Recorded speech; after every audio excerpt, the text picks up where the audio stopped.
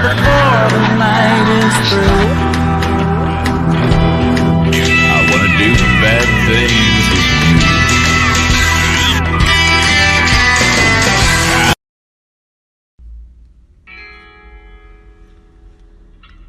you. You know, sometimes it's really hard to believe that we are where we are today when you consider where we came from. But then again, we manifested it all. So we thank the Creator for His blessing, and also for besties in business. Yo, sit back, relax, and let yourself go with Simply Naima and Alter Ego. These are trying times, so relax your mind. If you need some help, then drop us a line.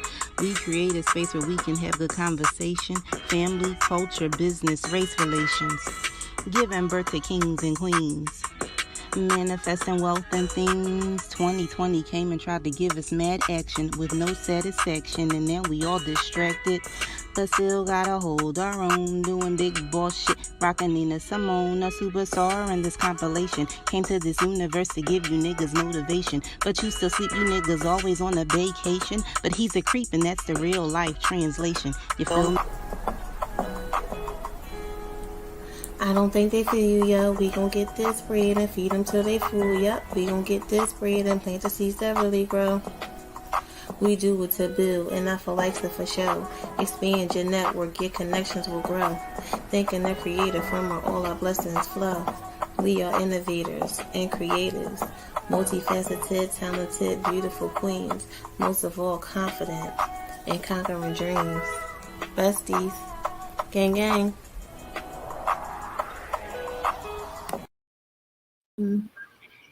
Hello again, and welcome to another episode of our Business Besties Building Brands podcast. We have myself, Alter Ego, Simply Naima. I don't know where Crystal went. Where's C Murder? She might be frozen. I'm right here.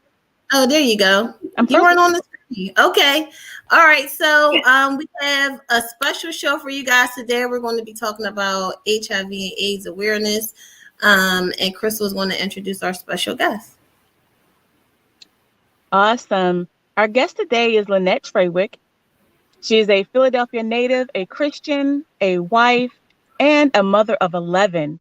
She is a kingdom entrepreneur with a deep passion and desire to serve her community in many different aspects, especially in the growth of our youth. She volunteers her time building youth ministries in the areas of worship, discipleship, mission, and outreach while serving as a spiritual leader and role model. She has a large heart, full of love, and wants to give. Lynette is the founder and ministry leader of IMU Incorporated. Through IMU, Lynette gives and guides and encourages women to live their lives beyond their HIV diagnosis.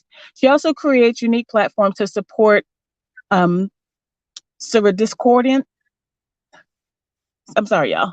and children of parents who have been diagnosed with HIV. Lynette educates through workshops, presentations, skits, and other creative methods. She has facilities. Oh, she froze. Well, we're going to bring her on and we can let her talk a little bit about herself. Welcome, Lynette. How are you? Hello, I am fantastic. Hi, everybody. How y'all doing? Hello, so glad to have you here today. So we're just going to get started and just ask you a little bit about yourself and your business. Sure. So, one of the parts I always like to point out was the first part of my bio. I am a wife and I am a mother of 11. Some people think that that's a typo. I typed it wrong. Or I did when I read it. I'm like, 11? Okay. Yes. We call ourselves the Trawick bunch. There's 11 of us. We have a big blended family. And we're just one of those families. We just kind of open our doors to anybody who needs a safe space to be. So it's kind of like 11 and counting and growing. We got a whole bunch of other ones. But anyway, yes, that's the first part of who I am. I'm also a business owner. I am the founder of IMU Inc. As was stated earlier, I do a lot of support around HIV and AIDS, but more specifically for women living with HIV, mostly between the ages of 25 and 45 years old. I chose to target that age group because that is the age group where we're kind of getting into relationships and being moms and, trying to really find our space. And once you add HIV into that, that equation, it kind of throws a lot of things off.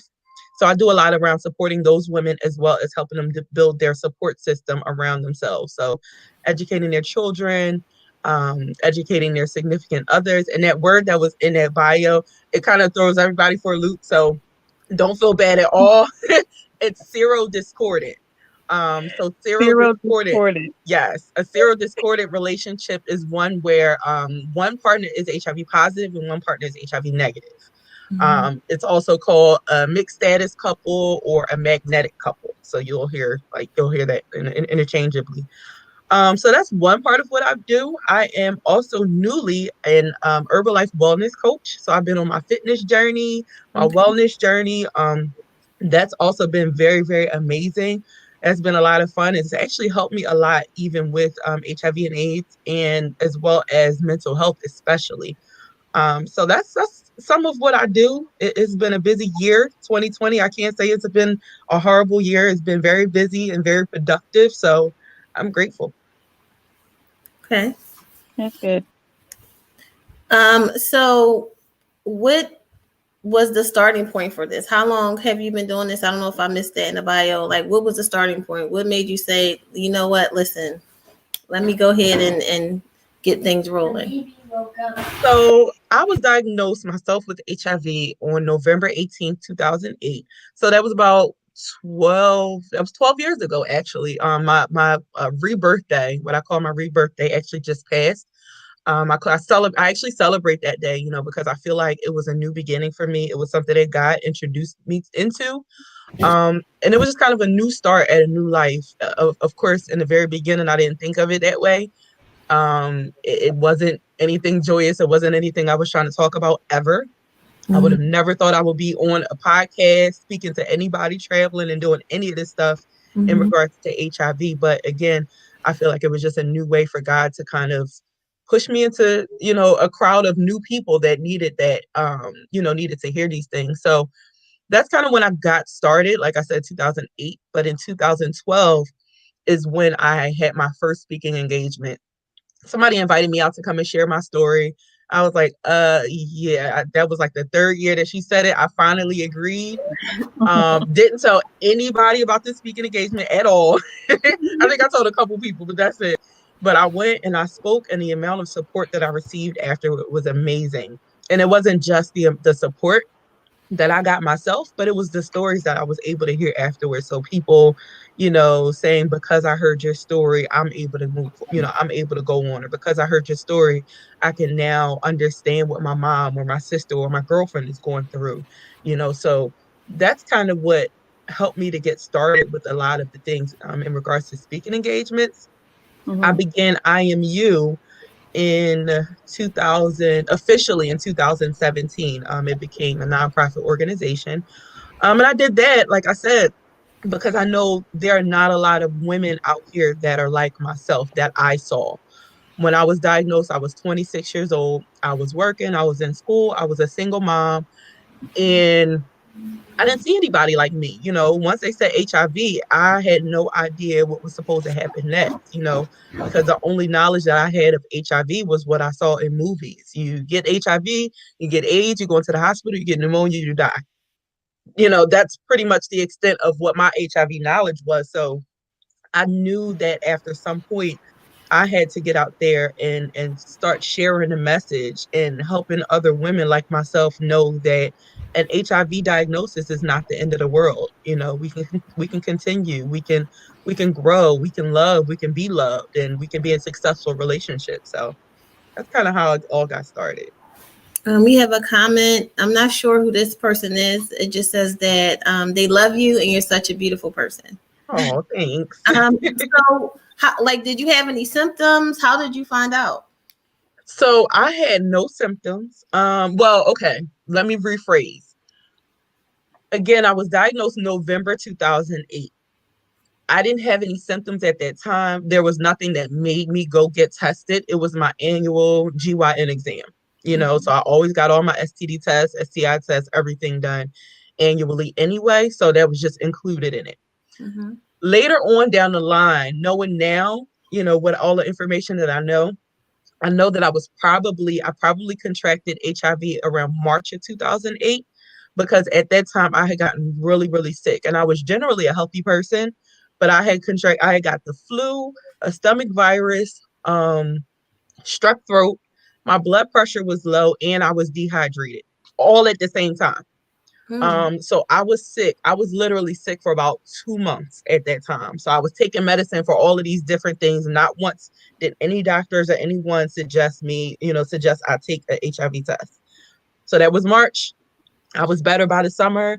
I had lost about 20 pounds at that time from not being able to eat and, different things like that from all the combined sicknesses. And then I was over it, and once November came, that's when I got tested. That's when they told me that I was positive, and I had no idea what to think at that point. Like I said, I didn't know. I never saw anyone that looked like me talking about HIV. So I thought that we didn't exist. Maybe after we get HIV, we just die quicker, or, I didn't know what to think. But no symptoms at all. And actually at the time when I contracted it, I was in an abusive relationship. Unfortunately, I was dealing with a lot of self-esteem issues. I was being abused in different ways. I was being abused, not just physically, but financial abuse, spiritual abuse. So many different things were used against me to try to manipulate me. I knew he was cheating on me. HIV was just the last of it all. I had contracted 3 other STIs within that same relationship. But again, unfortunately, I was dealing with a lot of things with, not understanding my worth and not understanding who I was as a woman, and not being able to walk away from this relationship that I knew was no good for me, because I had not taken that time to build myself up, build my confidence up and understand who I was. So that's also why there's an aspect of IMU where I do a lot of pouring into the youth and helping them to understand who they are, because that's a form of prevention as well. So not just use a condom or abstinence and things like that, but why is it that you feel like, sex is something that you want to be doing right now? Talking to them about their worth and different things like that. So yes, of course, we all want our children to be abstinent. That's the, we also have to look at reality. We also have to look at harm reduction. So while I'm telling you, I don't want you to have sex, and this goes for my children as well, I don't want you to have sex before you get married, of course, because I wish I would have waited. However, if you choose to do it, let's talk about some of the ways to help to keep you safe. Wow. Right. What about finding? Go ahead. I just had a really quick question based on your experience, Lynette, from the beginning, and now your advocacy and your involvement, because this is the only the third time, and I don't even know if I should say only, but this is the third time that I've heard a story, because on 2 different other occasions, a family member of mine and a friend, they were sick, experiencing all of these multifaceted symptoms, pneumonia and flus and things like that. And yet, and still, the doctors or the physicians at the time that they went never thought to, like, HIV testing was like the last of the recommendations, And I'm wondering, and and these are two African American women, right? So I'm wondering, is that something that you see often? Like, why is that always a last resort or recommendation, or is it something that has to be requested, by the patient, or what? Like, what is the barrier between people finding out that the issue 3 months ago, or the illness 3 months ago, was actually HIV and not something else, or HIV, I don't know, related or one of the symptoms. Excuse me, I'm plugging in my laptop. But yeah, that's definitely a big issue, and it really all depends on not just your relationship with your practitioner, definitely your relationship, but also your comfortability when it comes to advocating for your medical health. Again, if I knew then what I know now, I would have known to ask more questions. Right. Why is it that all of a sudden all of these sicknesses are happening. Why is my immune system being attacked? Because that's essentially what HIV does. It attacks your immune system. So Right. all of these illnesses are able to get to you when before that wasn't the case. Um, so it's really all about us knowing our bodies, knowing what it is that usually is going on, knowing when something is out of whack, being okay with asking those questions to your practitioner. And again, that's a whole separate issue, us being advocates for our own health and being comfortable with asking those questions and not looking stupid, because that's something that people don't want to do a lot.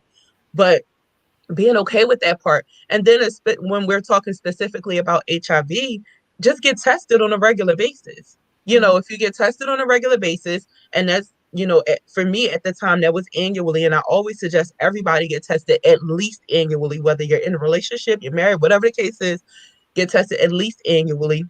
The more sexually active you are, I say get tested every 6 months. And then if you're participating in more what they consider risky behaviors, so if you're having multiple sex partners, or maybe you're sexually active with just one person and they may have multiple sex partners, you're using intravenous drugs, different things like that, then you get tested every 3 months. So getting tested regularly will help to be able to catch anything early on, and that even goes for things that we talk about, like with cancer and, stuff like that. We just have to know when something is feeling different in our bodies and being able to go and advocate for that. I would also say be honest. The comment, and then Crystal, you can tell your comment. She said, "Thank you for your transparency, your knowledge, and support for yourself and others. You are amazing." Thank you. I would say also, to piggyback off what Lynette said and to Naima, that we as women need to be honest.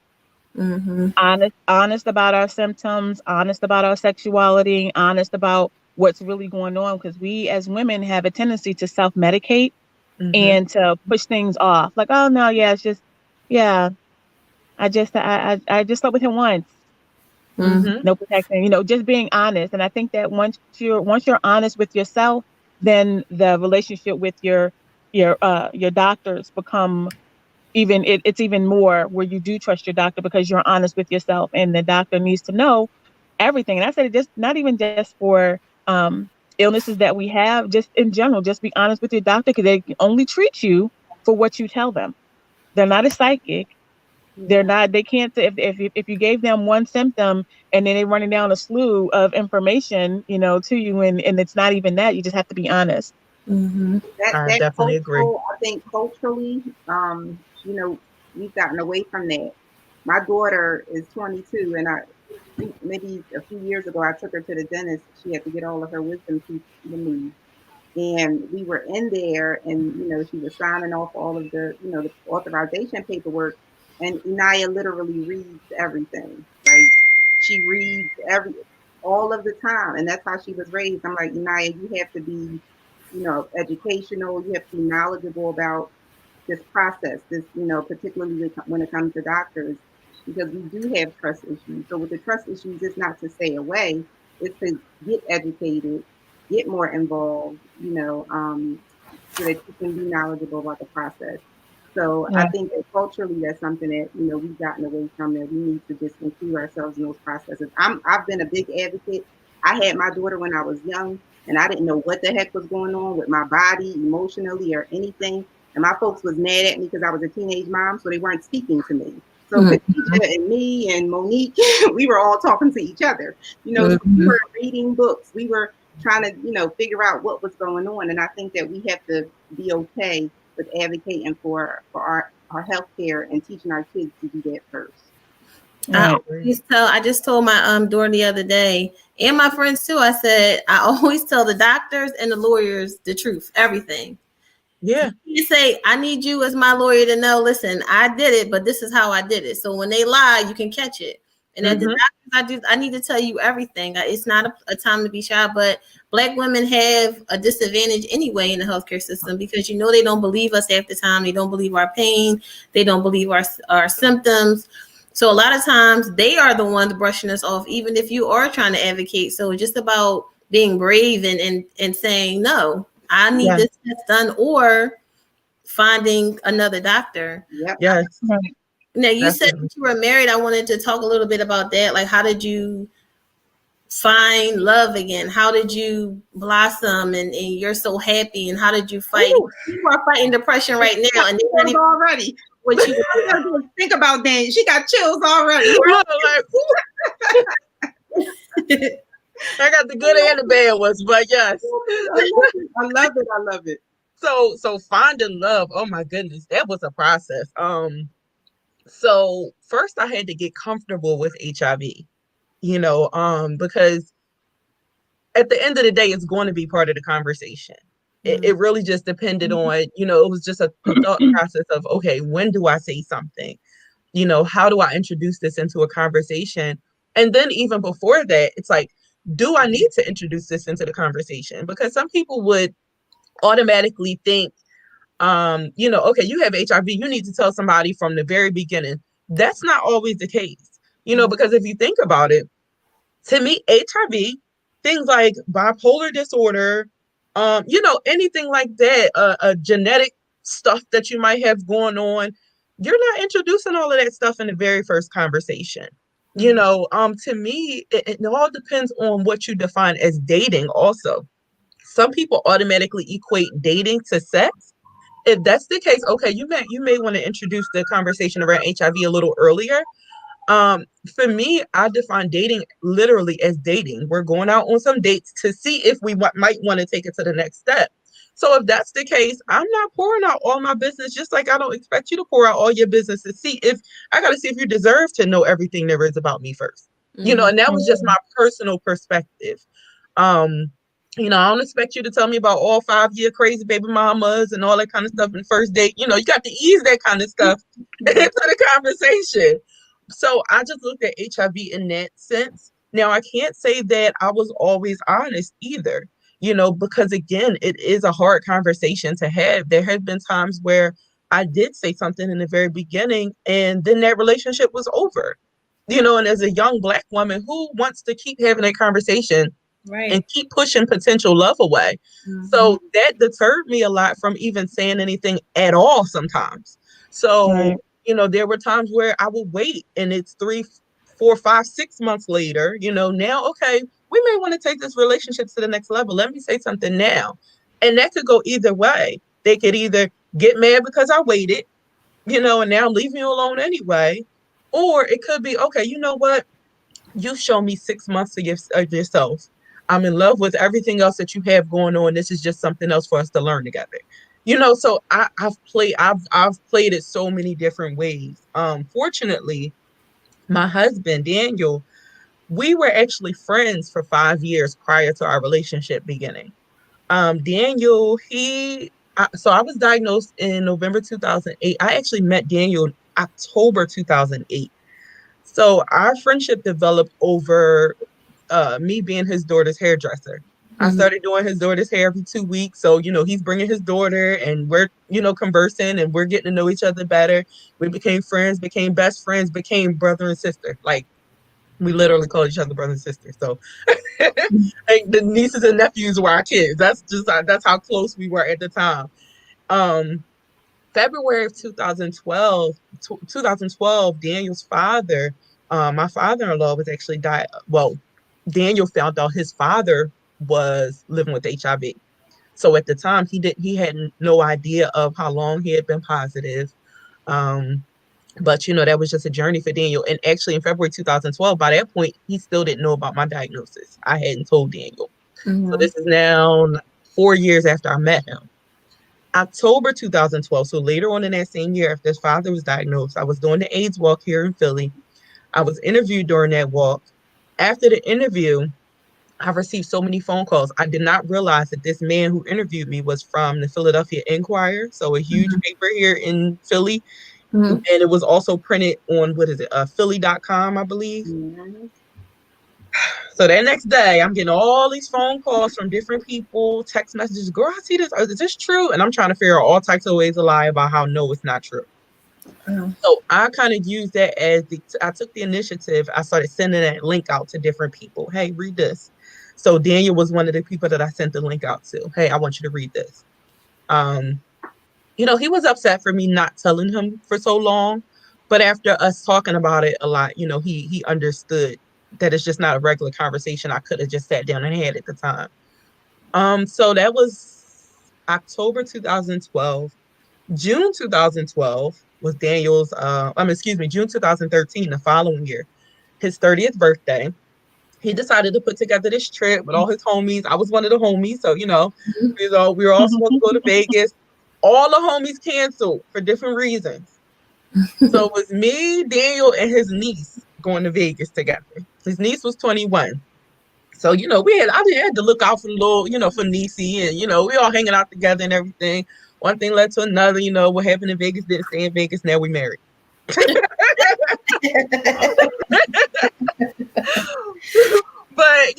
as far as the relationship and things like that, and kind of telling him, and he has been one of the biggest supporters of me and my, in my HIV.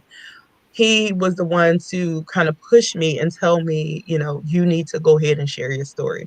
He knows that was a passion of mine for so many years, but I was held back in previous relationships from actually sharing my story. So it was different aspects that I had. So some relationships, they're like, sure, go ahead. You can say all you want about HIV. You can get on stages. You can talk on social media. Don't tell anybody we're together. And then it was some people say, oh yeah, sure, I don't mind HIV. We can be together, but don't talk nothing about the HIV stuff. So it was always one or the other. And Daniel was the first one to say, we're together. We in this together. Go ahead, share it, tell it from a mountain, do whatever it is that you need to do, because it's something that needs to be said. It's not, it's a passion of yours. And, he started going to my doctor's appointments with me. He started making sure he was as educated as he could possibly be about HIV. So, he can be safe. He can be a great supporter for me. We can just, we're literally in this together. So I know that when I'm struggling with HIV, I can go to him. I don't have to hide anything from him. He's the one that, he's the reason why, I take my medication. I hear a lot of stories about people struggling with their medicine. And I know that personally, that struggle. And it's like, yeah, I might only have to take one pill a day, but that pill is a constant reminder of the fact that I have HIV, and how I contracted HIV, and that relationship that I was in, and all the psychological trauma, and all of this stuff is in this one little pill, so it's not just take the pill. I don't understand, it's way bigger than that. So Daniel has helped me to get over those humps. And still to this day, it's not always easy. There's still times where I'm like, I just don't feel like it. Refill time used to be the hardest for me. So it was something about finishing that one bottle. I just wanted to be finished. I don't want to call in a refill and have to do this a whole nother month. So that was always a time where I needed a lot of support. So he would check on me. Okay, when are your refills? I'll go pick it up for you. Different things like that. So we've kind of worked together over the years to kind of find, that common ground to where he's supportive but not overbearing, because I hate that too. Don't ask me every day if I took my medicine. That's my mom. She'll call me, hey honey, did you take your medicine? How's your numbers? Did you go to the doctor? Listen. So, it's a balance in between the two. So now Ari said, how is your health now? My health now is absolutely great. I still only take one pill a day. I am undetectable, and undetectable means that it's a very, very low amount of the virus in my system. It's less than 20 copies of HIV in my system. And that also means, so there's something called U equals U, undetectable equals untransmittable. Because I am undetectable, I cannot transmit HIV sexually to any of my sexual partners. So that's the reason that my husband is HIV negative. We've been married going on 7 years on New Year's Day. Our children are HIV negative. Everybody's good, just because, I stay consistent as possible with my medication. I stay consistent with my lab work. I keep in constant communication with my doctors. So my health, my physical health is great. And I always say that a lot of times people who are living with HIV are in better health than people who are not, simply because we have to go to the doctor every 6 months and we're getting everything checked. Liver, cholesterol, kidney function, like all of that stuff checked every 6 months. So they catch everything early on. So yeah, my physical health is good. Mental health, it's a pandemic, so it's a little touch and go, but overall, that's good as well. Do we have any other questions? I wanted to know, Lynette, what are some of like your biggest successes with regard to your nonprofit, right now, and even as far as your HIV/AIDS advocacy, like maybe some of your most proudest moments? I think one of my most proudest moments, I was a, what do you call it? I attended a training, and it was for a program called the Block Program, and it was building leaders of color, specifically for people of color who are living with HIV, teaching them how to go out into the community and be advocates and leaders. So I went into this program, I want to say 2016, as an attendee, being in a class. The following year, I was asked to come back as a mentor. So I went back and I was a mentor to some of the ones who were coming in and doing the training. The following year, I was asked to come back in as a trainer. So, just watching the growth in that, just, being able to come in, and now I'm officially a trainer. So I've been in, came back with them a number of times to teach a number of different classes, and that's all over the country. Wow. So we've been in Detroit and Maryland and, Orlando and different places like that, just to actually, because of my education and because of my comfort level, I'm able to travel and talk about HIV. Like, who would have thought being diagnosed with HIV would just open up so many doors for me? So that's one. Another one of my biggest successes, I would have to say, being nominated as the 2018 WDAS Shiro. So that was huge for me, to be able to be on the stage, with Patty Jackson and just so many other people that were there receiving this award. And I remember I had this whole plan in my head. I usually don't plan speeches and trainings. I kind of go off the cuff. I know my little points, but I had this whole thing in my head. I said, okay, I'm going to do this and I'm going to say that. And they're going to be like, oh, that's good. And I got up there and I looked out, and it's a difference between sitting down, especially when you're close to the stage and you don't see all the people behind you. Yeah. And I got up on that stage and I looked past all the lights, and it was like, hi, I'm Lynette. I got HIV. What do I say? All these people, all these lights. But that was such an amazing experience. And then, and finally, but definitely not least, I think one of the biggest accomplishments is the fact that I'm not the only one that's able to speak comfortably about my diagnosis. I've also been able to help other people become comfortable speaking about their diagnosis, as well as the biggest highlight for me is the fact that my children are comfortable with my diagnosis. So not just, there are a lot of people who are living with HIV, but their children don't talk about it. They can't have the conversation with their children, or their children get bullied about it, unfortunately. My children that's not the case for my children. Anybody comes to my kids and say it, first of all, they don't need to say anything crazy because they know me. All my kids' friends love me. But, I have conversations with them every once in a while. And it's been like a time or two maybe where a kid might come say, yeah, I heard your mom got AIDS. But they're able to well, first of all, there's a difference between HIV and AIDS. Let me tell you what that is. And, and they can actually go into having a conversation and educating somebody about HIV. And you leave it to my son. He's like, yeah, she do so what? Here, look on her social media. She look good, don't she? She working out. Like, but because we've had that, we've created that atmosphere for them to be able to, talk. What, son? Yeah, look, it goes there. But anyway, we've created this atmosphere to be able to have this conversation, and to make them comfortable enough having a conversation about HIV where, they're knowledgeable. They know exactly what it is that they're supposed to say. They're not ashamed at all of me and my diagnosis. So that's one of my biggest accomplishments.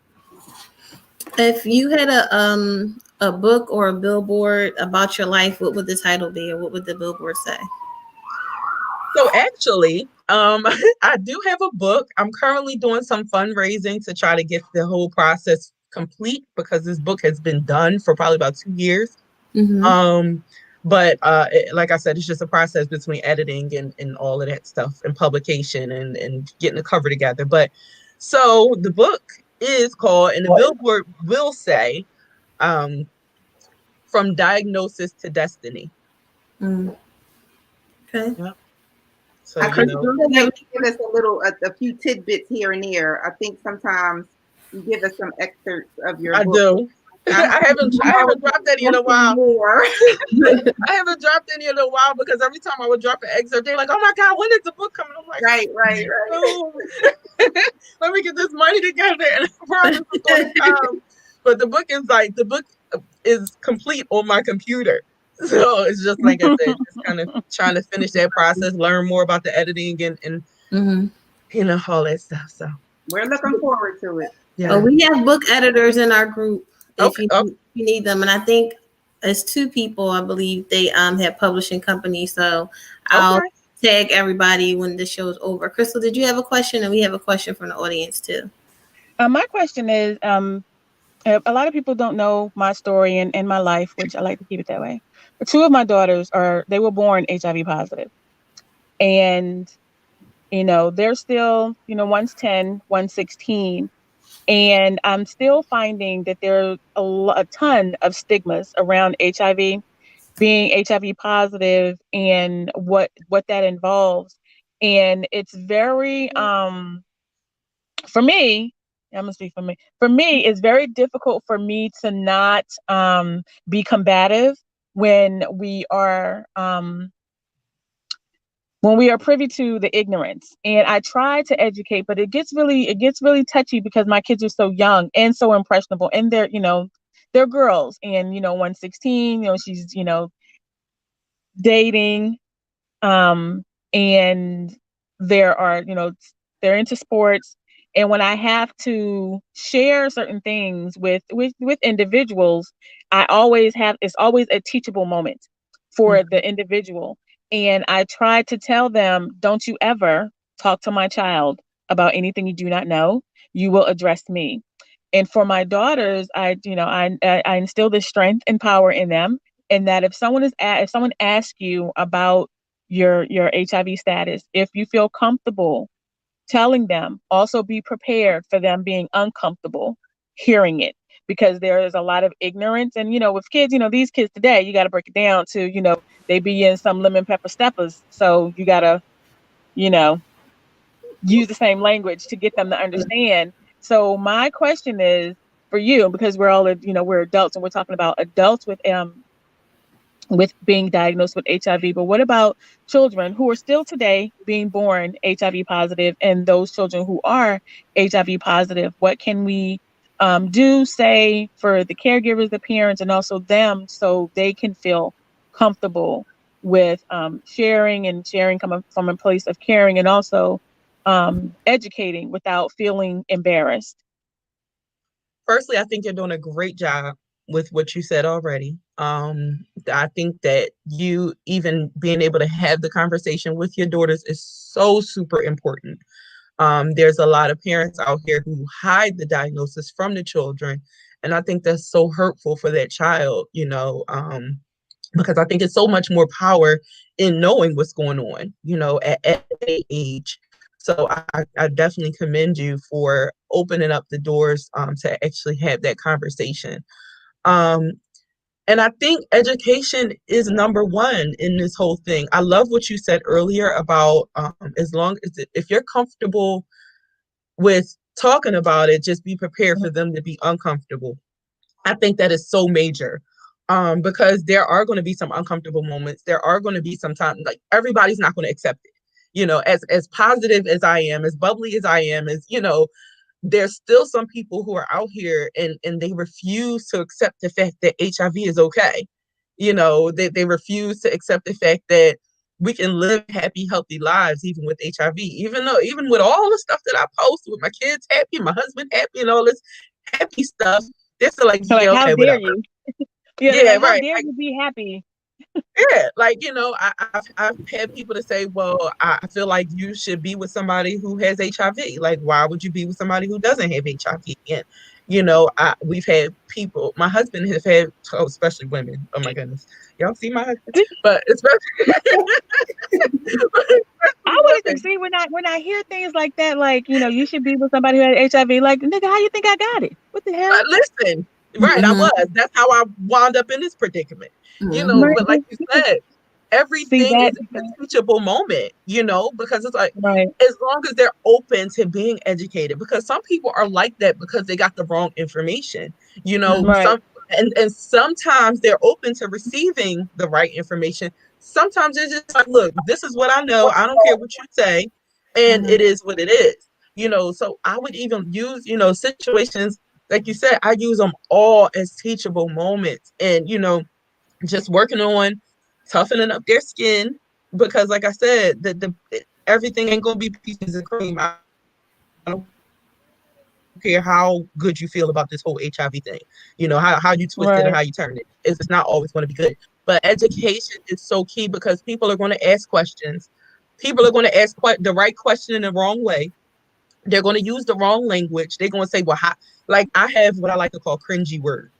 So there are words that people say, or ways that people ask questions in regards to HIV that just kind of make me, but I Mhm. won't make the face, but I will educate you and correct you on how to say it a little better. So like some of my cringy words, I don't like to hear people say, oh, you, how you say it? Oh, infected with HIV. I hate hearing that, because to me, an infection is something nasty and just nasty, HIV ain't great, and I get it, but it's just certain words. So I tell people, I say that instead of saying infected with HIV, say they contracted HIV, or they were diagnosed with HIV, or my personal favorite, I say I'm living with HIV, because I feel like all that other stuff means that HIV is now taking over my life, and it hasn't. I'm living with HIV just like I'm living with my husband, I'm living with my kids. Like, this is just Right. another aspect of my life. So being prepared to help people with the language around HIV, to help to eliminate that stigma. Like when people say full-blown AIDS, ain't no such thing. First of all, it's no such thing as full-blown AIDS, and plus it carries such a horrible stigma. Right. So I discourage people from saying things like that. What are some of one of the other ones I can't stand, and this is a common one, and I've even used it myself prior to being diagnosed. Oh, I just went to the doctor and I got my STD check and I'm clean. As opposed to what? Right. Because if you clean because you're negative, what are you now saying about me because I'm positive? So it's little things that a lot of times people don't find harm in. And like I said, I'm guilty of using a lot of them prior to my diagnosis, but I feel like it's up to me now to help to educate people on how to say these things a little better. So to kind of remove this sting for people who aren't comfortable with correcting somebody. Right. And I'm not easily offended by stuff, because I know that people just don't know. I always encourage people to ask the question the way that it's in your mind. If you say, oh, how you get dirty and how you get, you know what I mean? That's okay. That's okay, because that may be the only way that somebody knows how to communicate that. So I'm not stung by a lot of the same things that a lot of people are stung by, but I will correct you, but it's not really going to hurt my feelings, because I know it's more than likely a lack of education. Now, whether you want the education or not, completely up to you. I don't have it ain't up to me whether you want to stay ignorant, you know. Mimi said, So, yeah, you amaze me every day, Crystal. I love your confidence and courage. And she said, Lynette, your courage and strength to be transparent and keep moving forward is awesome. And now Ari asked you, Lynette, what are the ages of your children, and what age did you talk to them about it? cool. Okay, so my babies, all 11 of them, they're 5, 10, 11, 12, 13, 13. Ooh, that's a test. 15, 17, 18, 20, and 21. So I got pretty much every age group that you can think of. I got them in there. So birthday parties, we say, okay, how old is the kid? 7. All right, we're gonna bring the ones around that age group. Right. But but I started talking to my children. So my son, the one who was just bugging me at my door, is 18. I had the conversation with him when he was about 8, I believe. And the only reason I spoke to him when he was 8 was because I was sending him to a camp for children who are living with HIV and have family members who are living with HIV. So I said I didn't want, although they don't have the conversation with the children at the camp about who's positive and all that kind of stuff until they're 14, I still didn't want to chance him going and some other kid knowing while they were there, them having a conversation with him. So I decided to talk to him myself before I sent him to the camp. And at the time, I wasn't 100% educated. I told him what I knew. I told him what I learned from the doctors. And then we sat down in front of the computer. He asked me certain questions. If I couldn't answer it, I would look some things up, and I would answer the questions. Then I took him with me to the doctor so he can ask questions to the doctor in his way. So it seems like 8 has been the magic number for me because I spoke to several of my children at the age of 8 years old. All of them have been, even a 5-year-old. My 5-year-old knows that mommy has HIV. My 5-year-old knows that mommy takes medicine for HIV. Now, of course, he doesn't really know what HIV is, but it's a regular conversation in my house. Like, he helps me with my medicine and he does medication motivation with me, different things like that. So he knows about HIV, but it's just not, a deep conversation.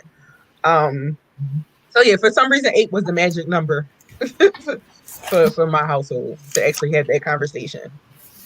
We had some funny conversations in my house. If you sit here some days, HIV just pops up and it's so regular. And people we'll have company over and they looking like, y'all just talking about, yeah, I mean, we talk about everything. You have to. Right. I know with my daughters, the magic age for my daughters was 5. The doctor, in the doctor's office, that was a conversation. Like, Mom, they asked my permission. Mom, is it okay if we start talking to them? Not really the big words, but words they can understand at 5. I said, please use big words because my kids are not stupid. Okay. Mm-hmm. They're not having 5-year-olds on having conversations with other 5-year-olds on the playground. Like, hey, you want to hear my T-cell count? They're not doing that. Right. However, please have a conversation that they can understand. So when we have to explain to them every 3 months, we have to go back for them to get their blood drawn, explain to her why she has to come back at, every 3 months. And she knows those words. Mm-hmm. And 5 is a very good age. The brain is nice and smushy and soft and developing. It can absorb everything like a sponge. Mm-hmm. And, and now, one's 10, one's 16. And I like the fact that when my 6-year-old, when she goes, she wasn't really good at going to camp. She has, separation anxiety and doesn't, do a lot of things and doesn't like people, especially, people who come in her face. But the second year of going to camp, and she goes to a special camp for children, and for children like her.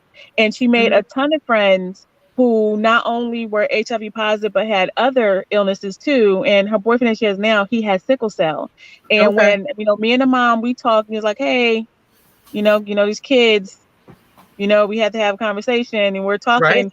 And I let her know, because as a parent, I want you to let me know, because if he's in my house and in my presence and something happens, same thing with my daughter, I need for you to know how to handle it, how to, how to help her, and also to protect yourself and everyone around you. And and even me as a mom, when I'm telling, my kids have 3 kids who are, medically fragile. But when I start talking, you feel the anxiety as a parent, you feel the anxiety, you feel, the fear, and not just the fear for you, but for your kids, that they're not going to like them. They're going to treat them different. And you're going to have to smack somebody in the face with a brick because they done made your child feel unwelcome. Yeah. And she was like, girl, my son has sickle cell, so we good, we know. And I was like, oh, okay, great. Now, I was like, great, I'm great that because you know what, I don't know nothing about sickle cell, but educate me so I can better help, better understand and educate the masses too. And that is the thing that as a parent, we, just with kids, we always have this fear that someone's going to treat our kids differently. There's lots of bullies out there for anything, for not wearing socks, for having your bangs too heavy. But when they have this thing that they are living with, and then they're bullied, and you're not around, and mama can't fight all your battles, and you can't run home all the time. You need to, here are the tools to stand up for yourself. And I think that for our kids who are have medical issues, and the best weapon we can give them is education, because when you educate someone, especially on their ignorance, you won. It's like a sword. Yep. Mimi said You surpassed Supermom. My goodness, when I think I'm having a bad day, I have to revert back to this podcast. All of you are so dope and have so much more on your plate than me and so many others. I love y'all. And that's why we do it. Our group and our business is mostly focused on business ownership, creating our own lanes, making a way for ourselves so we don't have to depend on anybody else. But it comes from a place of trauma, domestic violence, and being in a situation where you can't get out of. So we want to make sure that you're self-sufficient. So it's a lot. Like, we all have a story, and I'm so grateful and thankful for you coming on today, sharing your story. We know Crystal is a super mom and she's a superhero. A lot of people may not know that, but you are. And we just appreciate you guys for being transparent, and not holding it to yourself and not keeping it a secret. You are superheroes, and we appreciate you. I do want to plug our membership group, joinbesties.com, where you get training on business ownership, marketing, sales, mindset training, life training. We put a portion of the membership dues directly back into your business. And our main principle is group economics. So we work together as a collective to grow each other's businesses, whether it be a nonprofit, whether you have a service business or product-based business. We just want us all to grow together. So just like you guys are on here being transparent and sharing your story, you want to share the stories of other entrepreneurs so that it can continue to inspire other people. So joinbesties.com to join our membership. I'm going to put Lynette's information up here again if you want to contact her. But just for the people that are listening and can't see the show, can you just tell them how they can contact you, Lynette? Sure. So I'm most easily contacted on social media. You can find me on Facebook under my name, Lynette, Lynnette, Trawick, Trawick, or on Instagram under my nonprofit's name, I Am You Inc. And it's IAM, the letter U, INC. Those are the best ways to get in contact with me. Yeah, that's it. All right. Well, thank you again for joining. Any last words, Crystal, Naima, before we? No, I'm laughing because my daughter's middle name is Lynette. I was like, oh, see, you see a connection. That's what we do. That's She's already. All right. Well, thanks again for joining, and have a good Sunday. You too. Bye-bye. Bye.